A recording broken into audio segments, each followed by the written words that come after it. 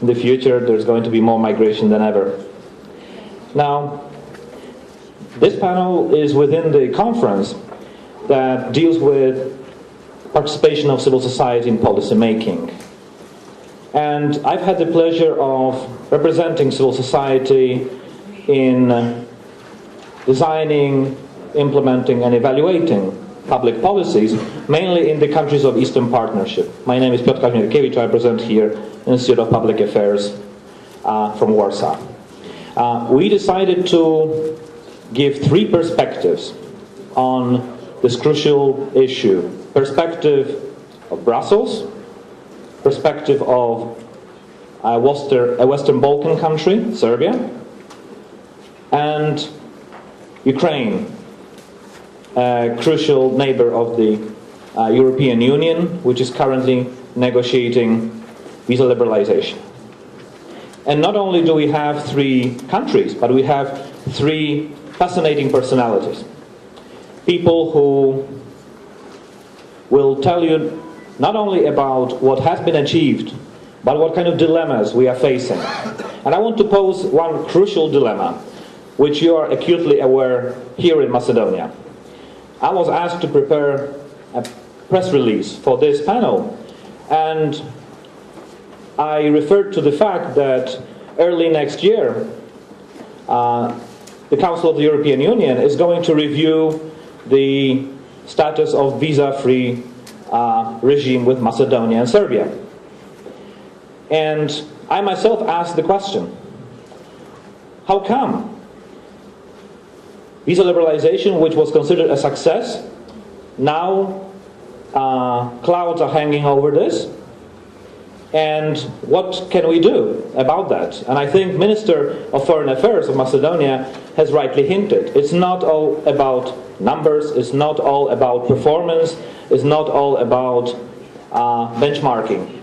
It's also about trust, it's also about image, and it's also about participation of society in this process. And frankly speaking, as PASOS, we are also facing this dilemma. Human rights organizations working in countries that are trying to get visa-free movement with the EU are faced with a devil's dilemma. That is, how being critical of the human rights situation with regards to migrants, at the same time promote your country's progress towards visa-free movement. Because in fact your testimony may be used against your country. And I hope that our guests are going to tackle this issue. And we will start with Thomas Huddleston of Migration Policy Group. And he's going to focus on an incredible tool that has served the European Union and that was developed by civil society, the Index of Integration of Migrants. And I want to quote an official chairperson of the EU Fundamental Rights Agency Management Board, Ilse Keiris, who said that this index enables human rights actors to raise very precise questions as to whether and how governments have implemented international fundamental rights, principles in national integration policies and laws. This index brings these normative standards to the practical level and clarifies how the legal concepts apply to immigrants' access to work, education, securing their residence and family life, promoting citizenship and civic participation, as well as protecting against discrimination. Quite an ambitious work, and I welcome Thomas Huddleston of MPG.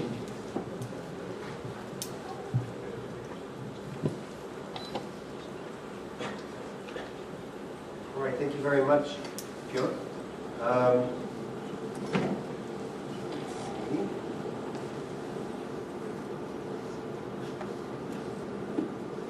It's rather dark, isn't it? A few seconds. All right. So, my name is... Great.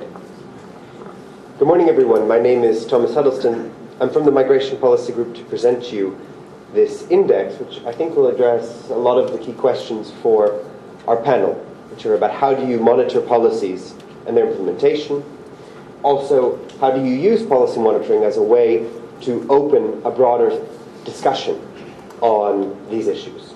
And hopefully also a discussion with immigrant communities.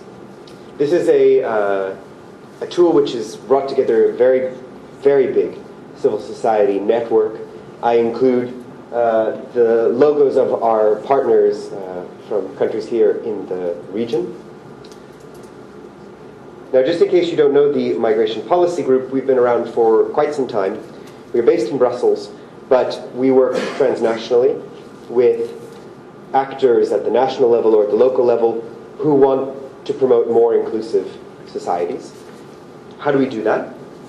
Well, we have networks of experts, legal experts, political scientists, sometimes statisticians, who work together with a comparable methodology so that we can do reports that tell you not just what's going on in one or two countries, but what's going on across the European Union or across major countries of integration or across the region. And that way we can identify what are the strengths and weaknesses that each country might have and that we all have in common in the region or in the EU.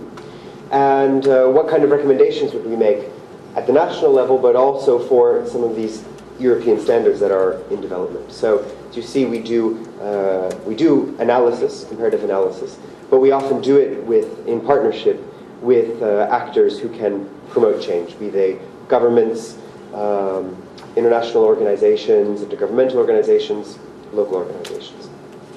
Now, why did we come up with this tool, the MyPEX? It started in 2004, and I think the story is interesting for you as civil society actors. We had been running a network called the European Migration Dialogue for quite some time of NGO actors.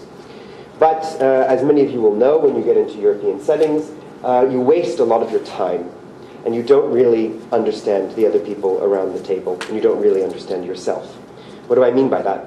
Well, if we were going around and talking about how each of our countries would deal with integration issues, we end up spending, in a 15-minute presentation, about 10 minutes of our time giving the 101 on our country, and then we can only, for a few minutes, give some original perspective. But it's difficult for us, from a particular country, to say really what is our country doing well or doing badly, because we're always seeing it from our own perspective. And at the same time, it's difficult for others to compare themselves to you. Often then we can only really understand what's going on in other countries through anecdotal evidence. Obviously these issues of migration and integration are very politicized, which means that they often appear in the media, but people's understanding of the laws and policies are often incorrect because politicians say the darndest things, and they often propose things that they never implement. So we wanted to create an instrument that would make it much easier to know what are the different policies across major countries of immigration and make those policies more transparent for public debate. And since we are doing this index over years, it allows us to track national changes, to see what are the trends in regions or internationally, and also to compare how international standards, which match a lot of these policy areas, are actually implemented. So are countries respecting some international standards? Are they going beyond those international standards? How do we do this? Well, it's a standard-setting instrument. So we make reference to key international minimum standards or principles, and then based on those standards, we turn them into policy indicators, which allow you to establish a range of possible policy options, and you can see which countries are tending to meet that standard, which countries are furthest from that standard. That way you can see on this particular indicator, so in one minute area or overall, whether a country is heading towards those standards or is away from those standards. Now, what are those standards? We draw from the basic principles that you see in European legal standards and to a certain extent in international legal standards, which are key for migrant integration in a country. And I would list them as two. The first key principle is equal treatment. So in many areas of people's status in the country are the laws trying to guarantee equal rights and responsibilities and equal opportunities for these persons. In the EU context, and some of your countries are either EU member states or hope to be them, it's important to look at the distinction between people who are coming from outside the EU, third country nationals, versus national and EU citizens. Do third country nationals have the same rights in these areas? So it tells you whether the country's policies are tending towards equal treatment and equal opportunities, but it also tells you about whether the country is using a rule of law approach when it comes to issues of immigrant integration. So is there a role for the judiciary? Are laws clear, involving clear entitlements and clear rights? Does the state also have to respect the law in itself, or is the state given wide discretion, which is very problematic and very common in this area? So that gives you the idea of what this is looking at. It's, as I say, it's a rule of law index looking at equal standards, equal treatment, and we had to develop the largest set of policy indicators in this area. At the moment, we cover all the EU member states, Norway, Switzerland, which are quasi-EU member states, Canada, the United States, and Australia, the main traditional countries of immigration, which we tend to benchmark ourselves to. And we're also working on a voluntary basis with other countries that want to be able to compare their own strengths and weaknesses and then compare them to other countries. So through this, we've been doing voluntary agreements, and we have MIPEXed Australia and Japan. We will soon have assessments of New Zealand, South Korea, and Serbia, which we're doing with Group 484. Kazakhstan, which we have done but not yet published. And we also plan soon to do Turkey, to do the Ukraine, and one of the reasons I'm here is I want to know if this is an issue that interests you. Now, how do we do it? We have a comparative questionnaire, which, as I said, gives you the policy indicators in the different areas, and we work then with national, independent legal experts who fill out the questionnaire, and then a second expert will peer review that questionnaire. And they are supposed to answer each question based on the existing policy, so based on publicly available legal documents. So it's not a question of opinion. Do you think it's really hard or easy in this country? No, it's how many years does it take? Is this a requirement? Is that a requirement? Is this a requirement? Now, what does it then take, since you all are at think tanks thinking about this? First of all, you need expertise in the area of legal migration, of the rights of foreigners, anti-discrimination law. You need to have a willingness to have some perspective and not just get stuck in your own national debate, but be actually interested in learning from other countries and participating internationally. And that's not a problem in this region necessarily. I find it often a problem in major countries of immigration that think they have everything correctly. You need leadership, meaning that you need to be willing to integrate this into your own work. It's not a lot of work if you have the expertise, and it allows you to position yourself in the national debate. And you need independence. You need to be willing to hold governments accountable for their policies and lead that debate. Now, just to give you an idea of what we cover, there are 7 policy areas that we look at, where again we're asking, are immigrants given the same rights and opportunities as nationals in these different areas, in terms of their access to the labor market, their access to family unification, a long-term residence status, and eventually citizenship, the rights of foreigners to participate politically, the rights of migrant children to an education, and the strength of the anti-discrimination legislation.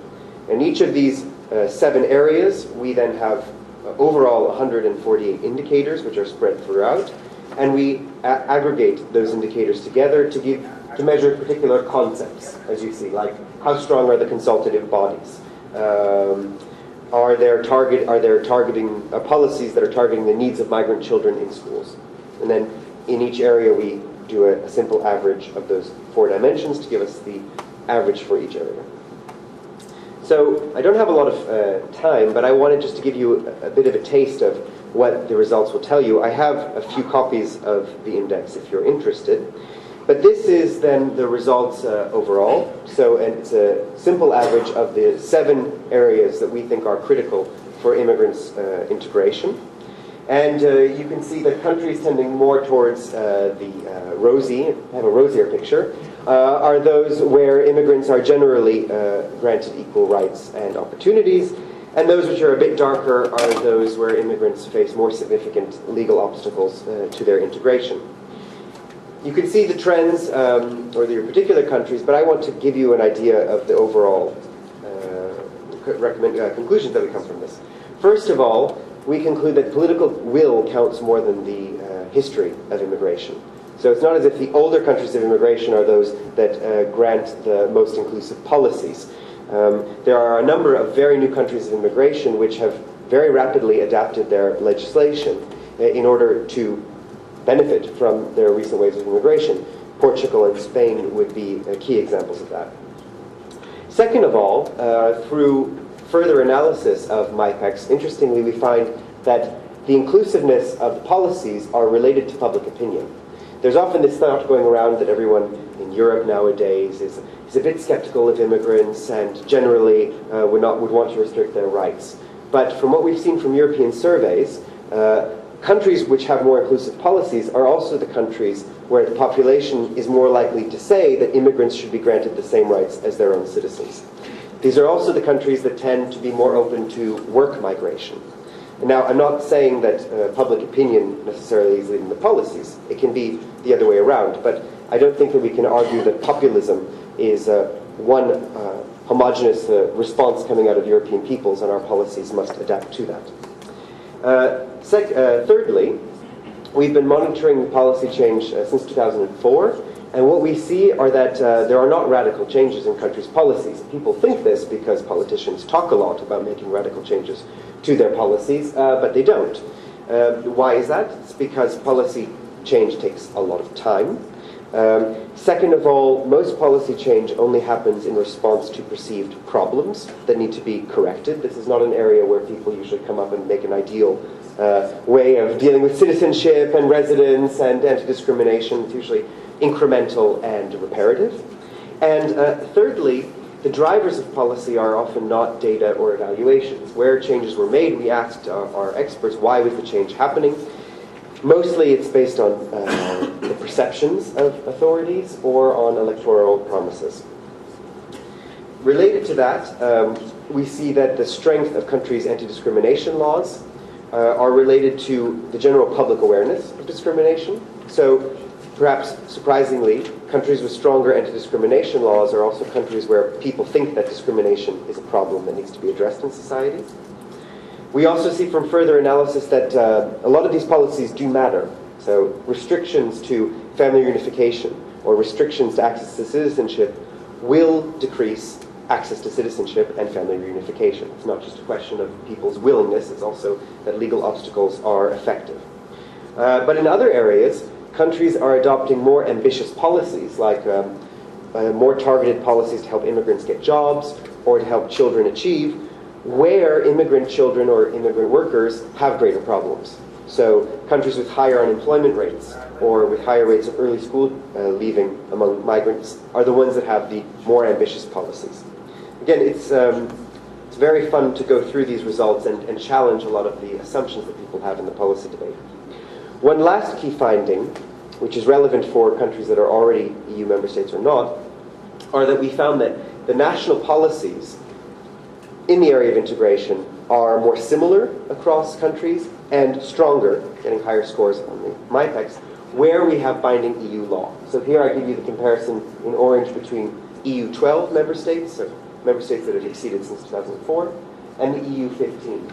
And you can see that they get more similar and stronger scores in the area of family reunification and long-term residence, where we have directives that grant basic rights and a basic legal procedure to third country nationals, and in the area of anti-discrimination, where we have very strong EU standards. Except then in areas where we don't have those EU standards, you can see big divergences between the established countries of immigration and new countries of immigration in areas like political participation or citizenship.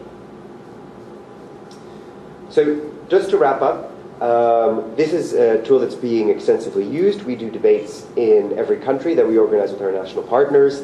We often can get ministers to come and respond to the results, either to say that they want to get higher on the index or that they're rather happy where they are.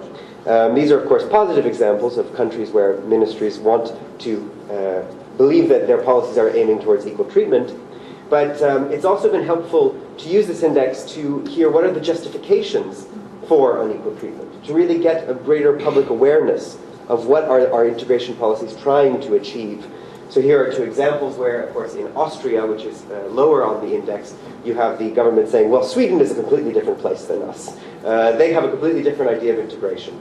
Or when the index came out in 2007, the major issue in the elections was whether the Danish People's Party, the Populist Party, has had an impact. And so you had the opposition party saying, this index clearly shows how the Danish People's Party has made our laws so much more restrictive.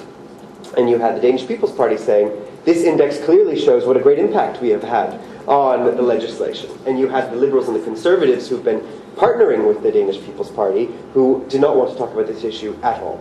So as I say, it's quite helpful to have a public set of data like this so that you can use it for many different ways. And I won't get into how, but just to say that we have national partners, Providus, the IPA in Poland, the IPA in Slovakia, which have been doing a lot of extra work with MyPEX, using it in the public debate to fact-check statements made by ministers, to put forward their own recommendations, to learn from other countries, and to do international partnerships. So I leave it there. You can follow us on mypex.eu, where we post all the uses, and we have blog entries. And you can write to me if you want to know more. Thank you very much.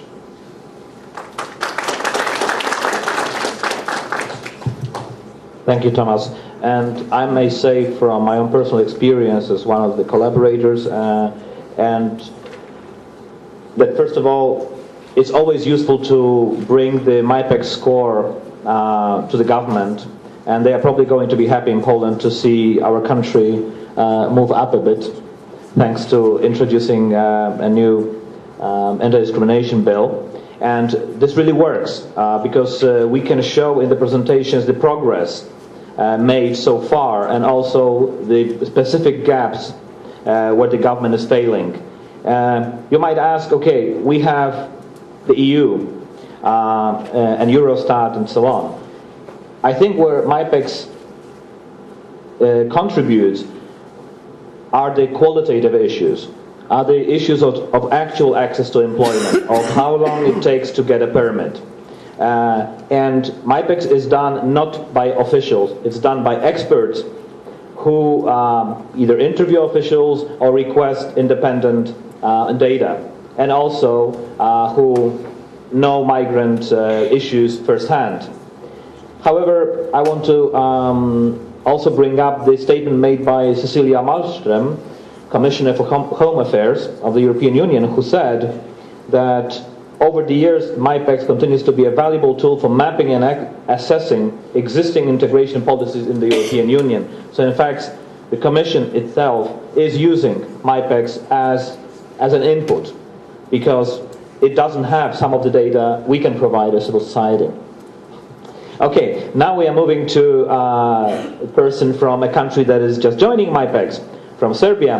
Vladimir Petronijević is from Grupa 484, and before I give him the floor, I would like to point your attention to the work that the group has been doing in two areas. One area is dealing with the issues of internal displacement and of forced migration, which Serbia has had to grapple with as well as other Western Balkan states, and at the same time helping monitor the areas where the Serbian government had to deliver towards visa-free movement. They published in 2007 and 2009 and 2008 actually annual reports, progress reports on the visa liberalization process called Towards White Schengen List.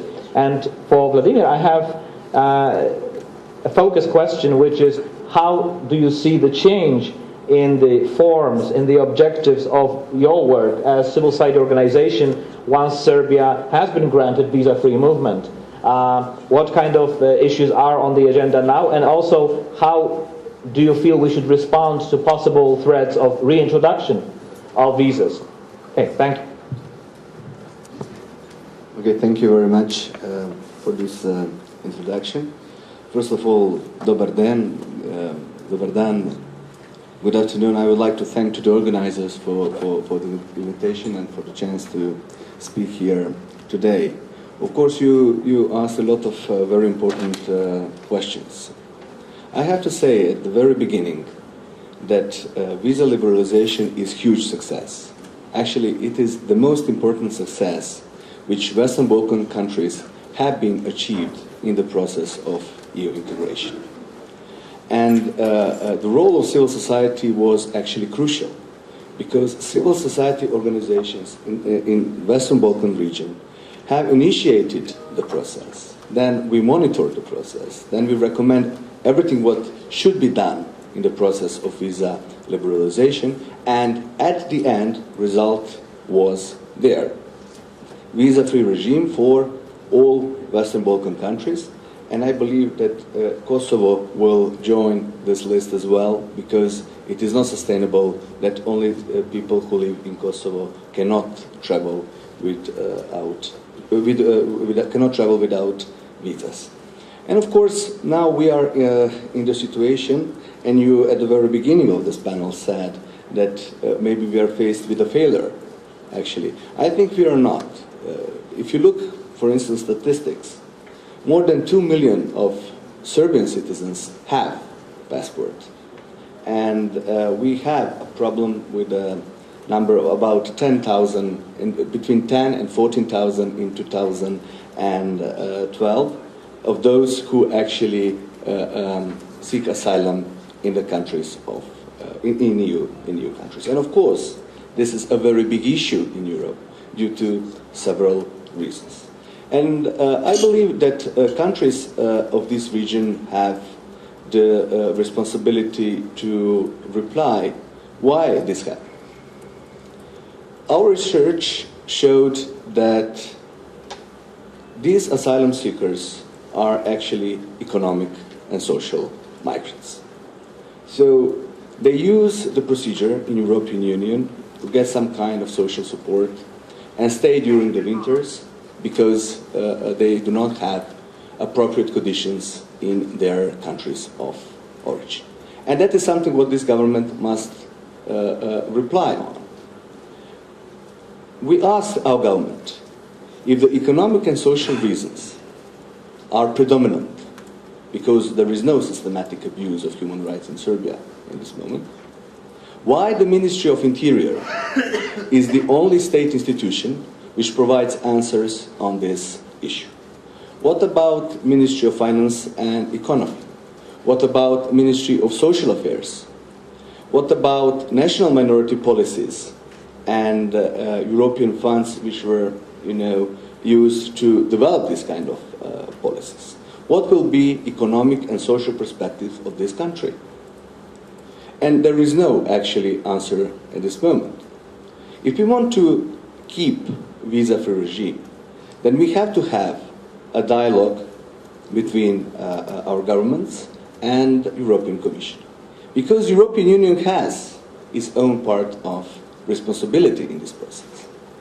So there are at least 3 things that EU countries as well can do regarding this phenomenon. First of all, the external border between external Schengen border between Serbia is between Serbia and Hungary, and there is a clear responsibility of Hungarian border police to protect Schengen area and to assess who can actually enter Hungary and who can actually enter Schengen zone. That's not the job of Serbian police, like European Union wanted to impose. So we are now implement one regulation in which Serbian police actually check who can actually leave the country and who can stay. It is completely against the constitution. This is completely against the human rights standards. This is the obligation of the Hungarian police. So Please talk with the Hungarian police and please see what they do according to their responsibilities. Another thing is actually asylum procedure. You can see that these people actually pick states in which they will go and seek asylum. Why they don't go to Austria or Norway, for instance? Because they have 48-hour procedures in which they treat Serbia as a safe country of origin, and in 48 hours procedure will be finished. Then we are in the process of readmission, and then you will not have a huge expenses. But I think that the biggest problem, and this is something what Thomas actually said a few moments ago, how actually European Union treats the migration phenomenon at this moment. So we are now faced with a suspension threat, imposing visas. Again, we have this kind of rhetorics which is more useful in internal context, especially in pre-election or election period in EU member states. But what about a positive context we can offer to these countries? What about temporary migration and temporary migration programs which can be offered to third country nationals? So for instance, if you can see, if you look at the websites of the embassies in Belgrade, for instance Swedish one, you will find a list of jobs which are offered to the third country nationals for temporary work. Why we don't give a positive context to this issue? Why we don't promote these programs in the areas of Serbia and Western Balkans?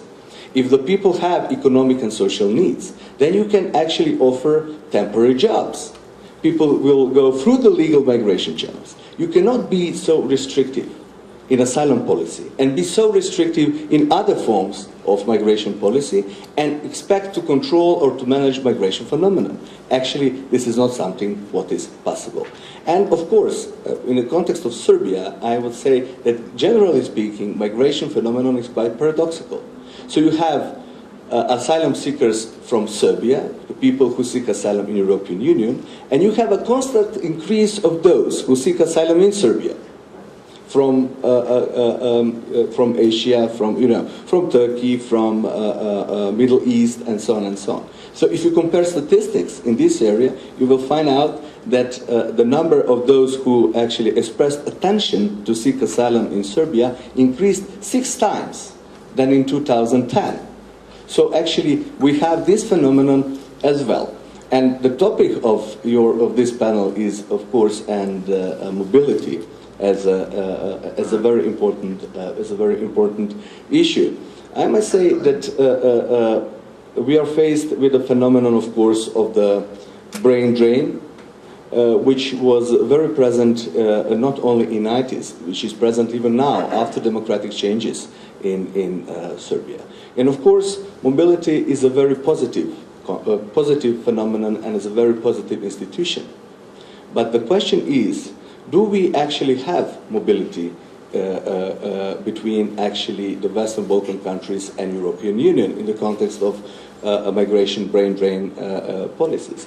I think we don't, because it is more one-way road from Western Balkans towards EU countries. Then we have a situation that those who actually gain their knowledge, improve their knowledge, go back to their countries, stay and contribute to the economic and social developments of their countries of origin. And of course, the reason for this must be found especially in our countries, because there is no one clear and comprehensive policy which must be actually examined and improved.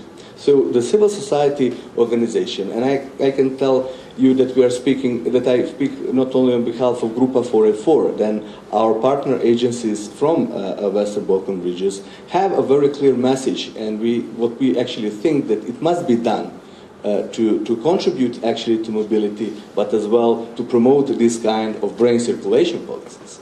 So this problem or this phenomenon has its external and its internal dimension. So our governments, first of all, must create a very clear database of those who live abroad, who work abroad, on different universities and in different sectors in EU countries and all countries of the world. In Serbia now, you have at least 3 databases, which are not comprehensive and not connected. One is the diaspora database in a regional chamber of commerce, national chamber of commerce, and their regional offices. Another one is within Ministry of Diaspora. Another one is within former Ministry of Science, and they actually have any of relevant purposes at the moment. So I know that Macedonia has or had as well so-called economic ambassadors in embassies all around Europe, as well as Serbia.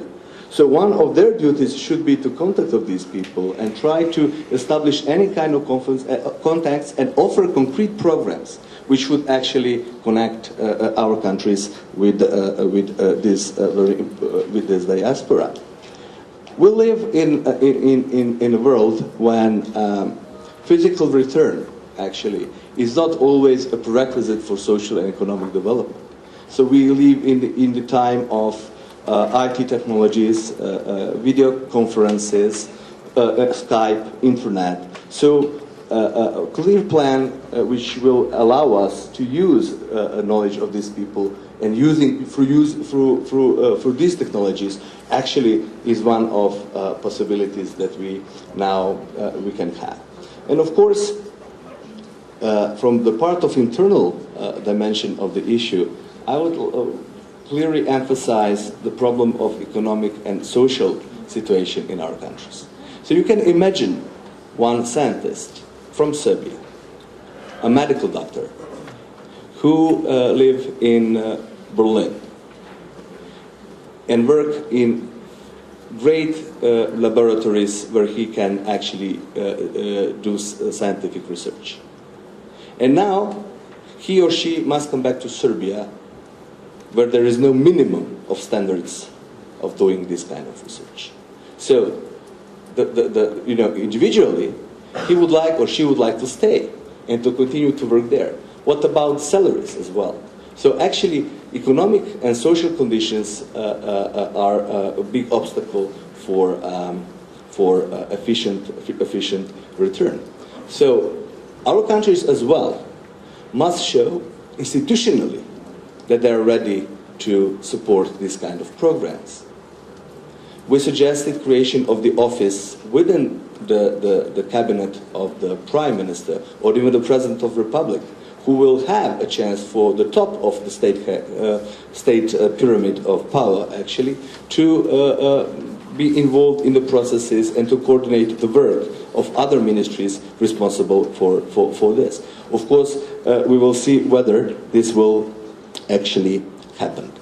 There is no enough linkage between a private sector as well and diaspora, especially scientific diaspora. We had some good examples in the region, for instance, Croatia. They did a lot through the projects, even supported by EU, which actually connected private sector and those who live abroad, which can help the economic and social development of the country. And I think that what is actually something similar and very common to all countries in the region is actually the issue of partocracy and issue of meritocracy. If you want to have the winners in your society, then you must have one efficient, impartial procedure which will actually support those projects which are the best and those who are the best. I think that we live in societies in which this is not actually possible. And we, as a countries, are very, very small. So this, and we speak about migration, which are actually global phenomena. So we can think about a regional answer to all these issues. I used to work in the cabinet of Deputy Prime Minister for EU integration and the Ministry of Science. And then he had, I think, a very good idea of the creation of the regional fund for technical innovations, which all countries of Western Balkan should reallocate budgetary means into this fund and actually support infrastructural development in our countries for scientific research and improving of the social economic conditions in our countries to attract those who can be attracted to come back and to work in our societies. Of course, if you have a regional fund, it also can be, very attractive to international financial support in this context, for the loans, donations, and so on.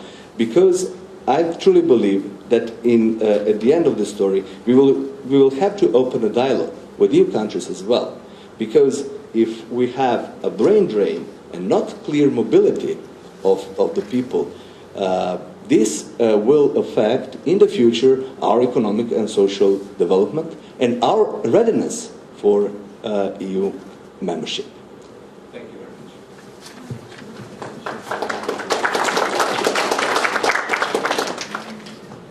Thank you, Vladimir. And I was once attending a conference which was dealing with migrant issues, and somebody stood up from the audience and said, I cannot really trust any words that the panelists are saying because there is no migrant on the panel.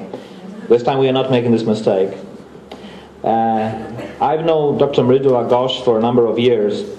Her report, Unheeded Voices, which is a comprehensive picture of the situation of migrants in Ukraine, has been used by the government and international organizations for years now. But I also would not like anyone to categorize our panelists, okay, migrant, non-migrant. Dr. Mridula Ghosh, for instance, and I really like that trivia from her life, is the first one to translate Ukrainian poetry into her native Bengali. And now she's actually dealing with Polish, Russian, and Bulgarian. So I think this is quite an achievement, and it also shows how multidimensional this issue is. Please, Mridula, floor is yours.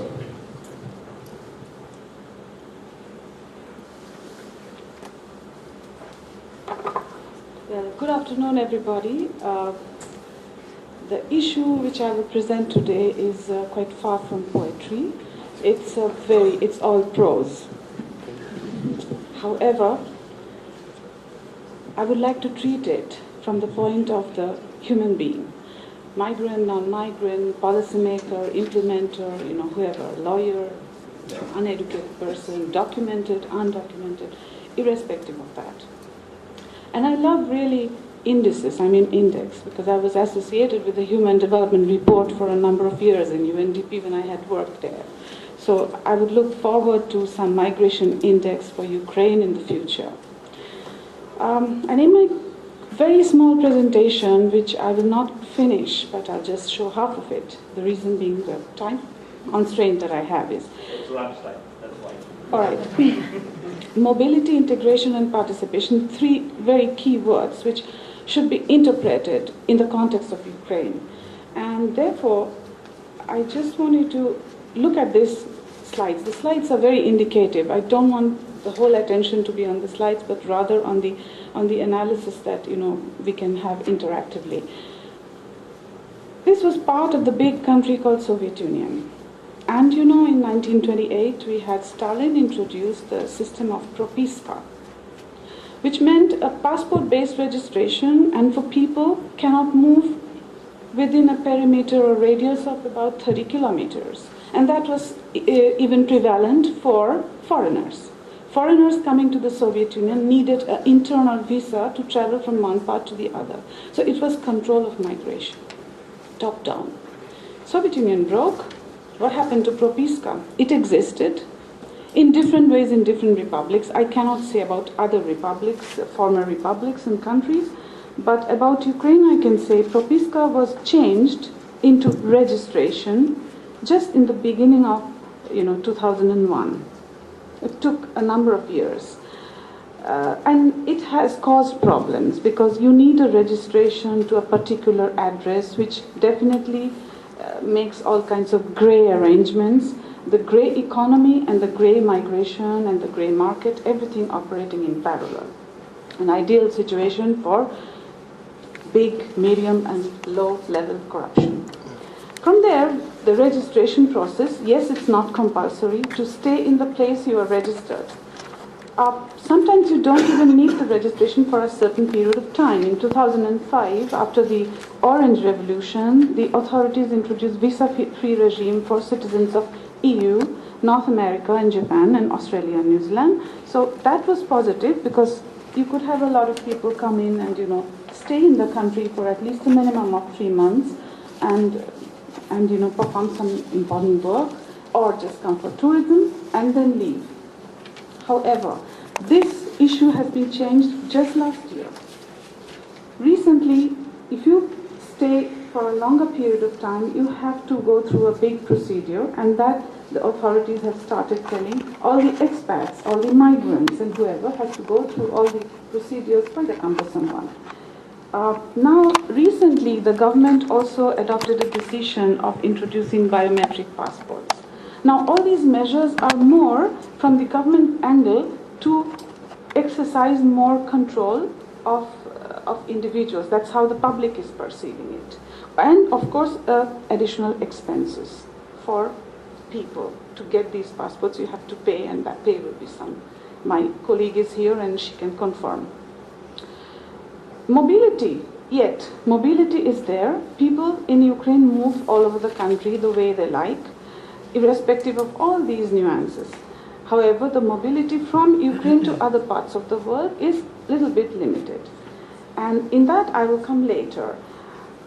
Integration is a word which is more related to the integration of the Crimean Tatars in the context of the history of Ukraine after independence. This is a big displacement that took place in the in pre-war, during the Second World War, again by Stalin, who deported them to areas of Central Asia, and half of those deported had died on the way.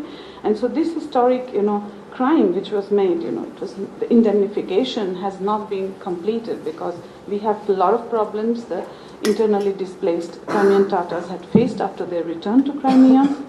In the beginning, there were a lot of statelessness. And now, if the passport problem has been resolved, there's a land problem, access to healthcare, education, etc., etc. Related to it is an extension of this. The government was dealing with, the migrants, the refugees, and the like, with commas. So the migration was treated not as a tool, not as an issue which is related to the development of the country. It was not a topic of the mainstream debate of transition in this country. Now, in that context, only last year, a national program of integration has been signed by the government, and which is under implementation. But again, there is very little information on what's going on.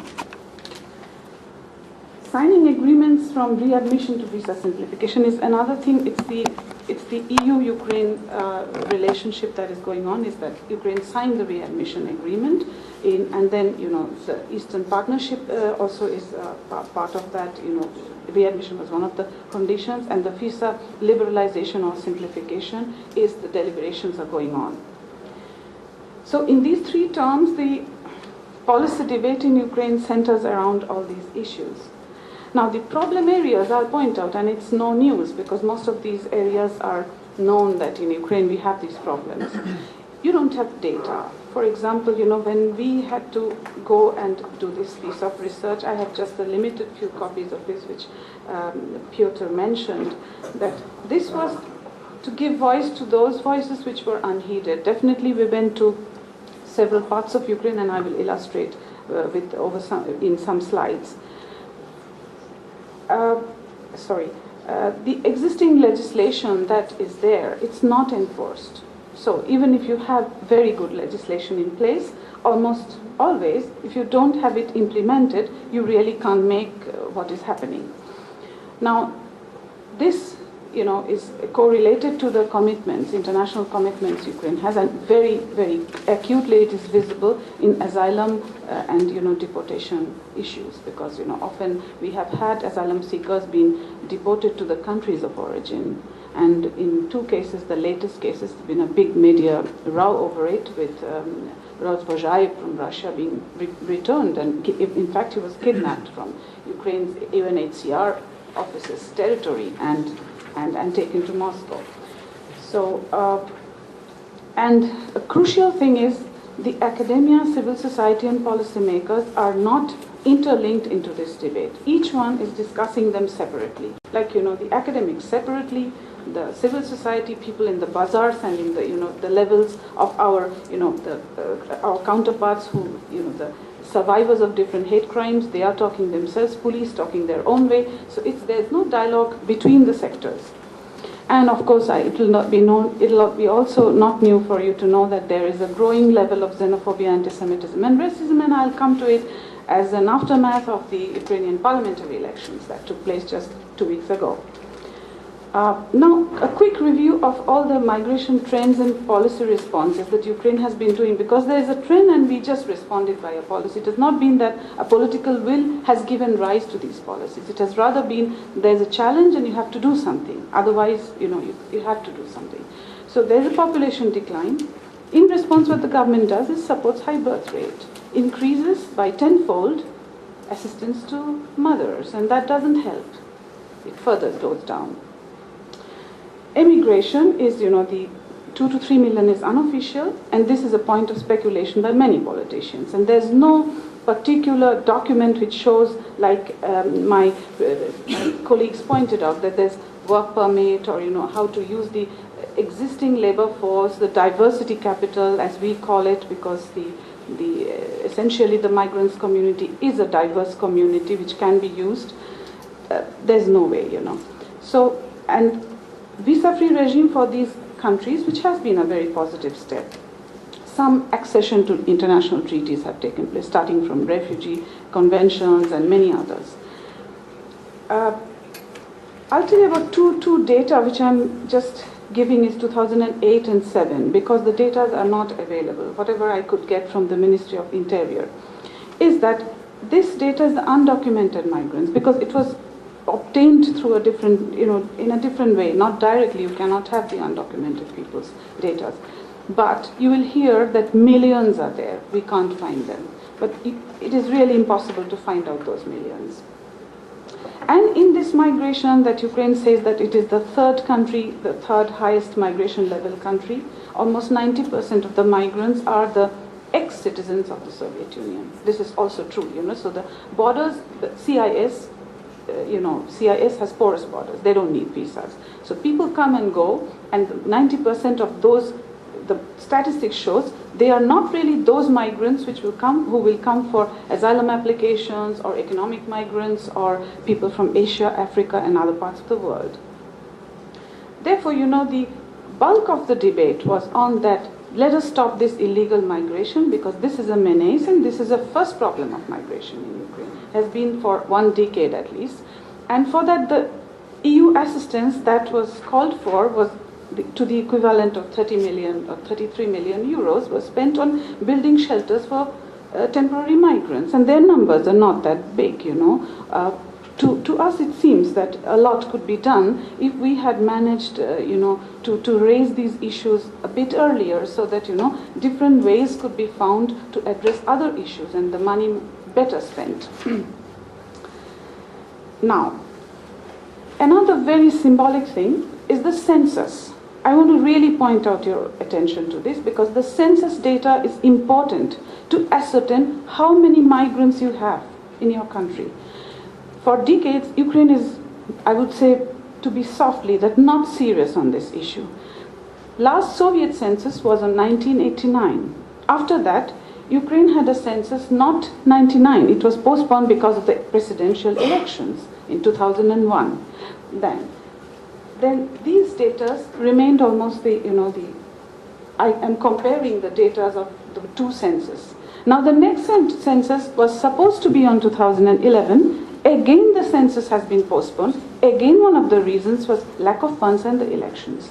So, in this, you see the ethnic composition shows how many, the minorities. You can see the ethnic composition shows who are the real minorities. But in the minority debate in Ukraine, you will always see just Russians and Ukrainians constantly. But I understand that's a political debate, not a really scientific debate on migration, because that is not about migrants, but about, nationalities. Now, with immigration to Ukraine, you can see there's a big decline during just after the Soviet Union collapsed. And then slowly it has been negative. So you cannot find out those millions who came and disappeared, So I rather would say that, yes, it doesn't mean that I'm not accepting. Yes, there are undocumented migration, but the number is definitely inflated. And so in 2006 only, it reaches a little positive sign, and then it goes up. This is a government data. This is also from the border guards. Now you see the border crossing statistics did not come in harmony with the Ministry of Interior statistics, so they were not in harmony. Now you find that foreigners registered in Ukraine, this is the Interior Ministry statistics. That was the border guard statistics, the immigration. And that is the refugee recognition. You can see that over the years the refugee recognition rate has increased. Here you can see the foreigners registered, how many of them are which country. And this shows that most of the migrants belong to the ex-CIS. I will just now divert your attention to the hate crimes. However, the hate crimes happened to, here are the nationalities, and I'm again taking a year 2005 and 8 when it was having a big incident. These 2 years the hate crimes increased a lot, including murders and attacks. So you can see there were murders, there was seriously, for Africans it was a lot more. We didn't indicate the particular countries and nationalities, and it is not quite systematically prepared. It is developed by the IOM and together with our diversity initiative. Now the incidents, this is something compiled by the Ministry of the Interior in cooperation with some NGOs during those years, and it completed in 2009, after which the government changed, and then the cooperation has been very difficult. So this is the data and the systematic flow that happened when the NGOs had some chance to talk to the authorities, especially the Ministry of the Interior, without whom you cannot really do anything. So there has been some kind of at least a discipline in data collection, and I believe that the OSCE will also has supported during this period, and the reports indicate the same. Now I'll tell you about this report a little bit. That is, this is the report which was based on a survey. It's not a sociological serious work. I would rather say it's just showing the tip of the iceberg. And we had 1,200 visible minorities. We use this term because the minority and other traditional terms traditionally used were misinterpreted many times in Ukraine. So we started introducing this term, and it has been picked up by some people who look different. Rather, we don't determine that by passport, who is he or she, maybe a Ukrainian passport holder. And 700 foreign students. So these are the cities we undertook. This is Kiev, the capital. Vinnytsia used for Somalian refugees who were living, just 278 of them were living in one district. It was a unique thing that happened, and now they are dispersed. Kharkiv is a big bazaar called Barabashovo, and Odessa, also 7 kilometers, also another, Odessa is a big port, and there's a big flea market, and I would say it's a huge wholesale, huge place. So it's kilometers. So these 3 points, and Kiev, there are certain places where we have the migrants. The surprise was that you find a lot of educated, a lot of very, very talented people.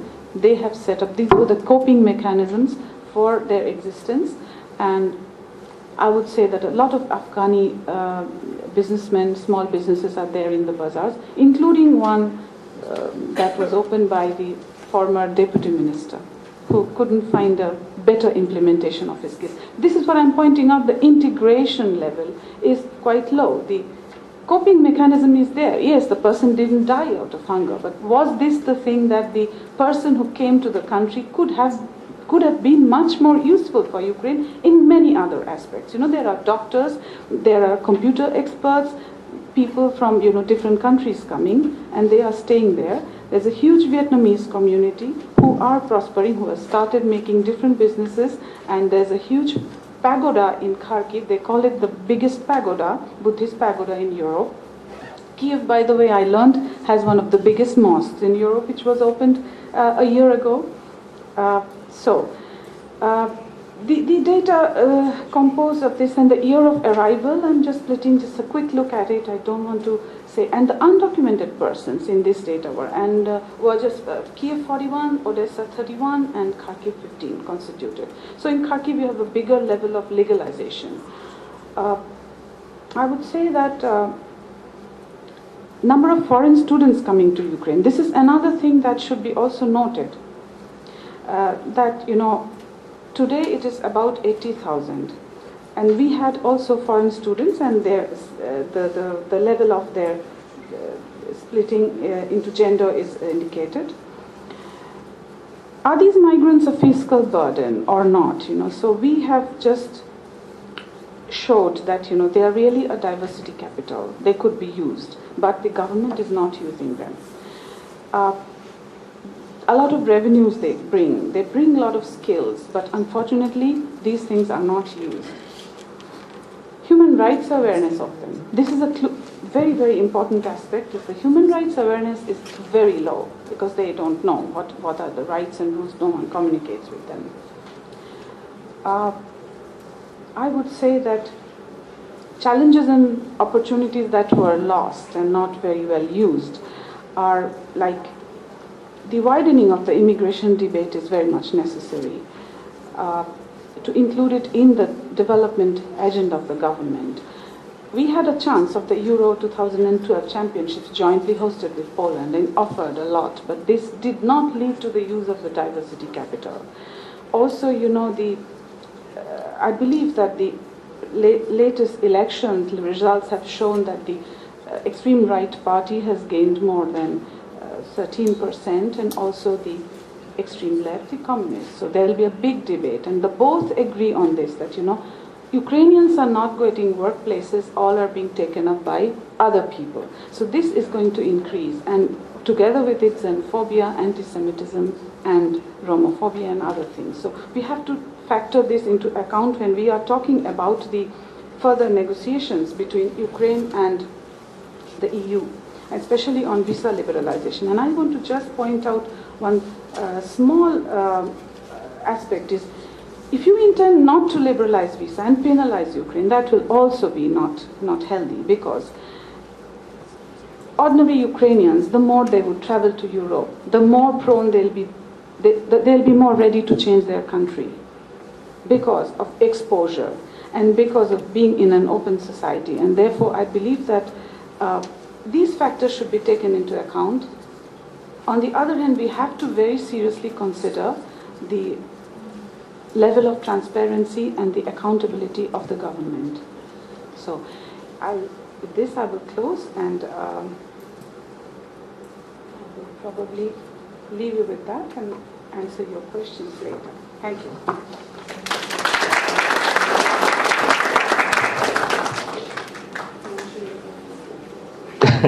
Thank you, Mridula. Well, we chose Ukraine deliberately. Ukraine's been in the eyes of Human Rights Watch, Amnesty International, a number of organizations, because there were fears and concerns that very strict implementation of Schengen Agreement and actually effective implementation of readmission agreement with Ukraine will leave thousands of asylum seekers stranded in Ukraine, and most of them are gone unaccounted for because of the poor administration.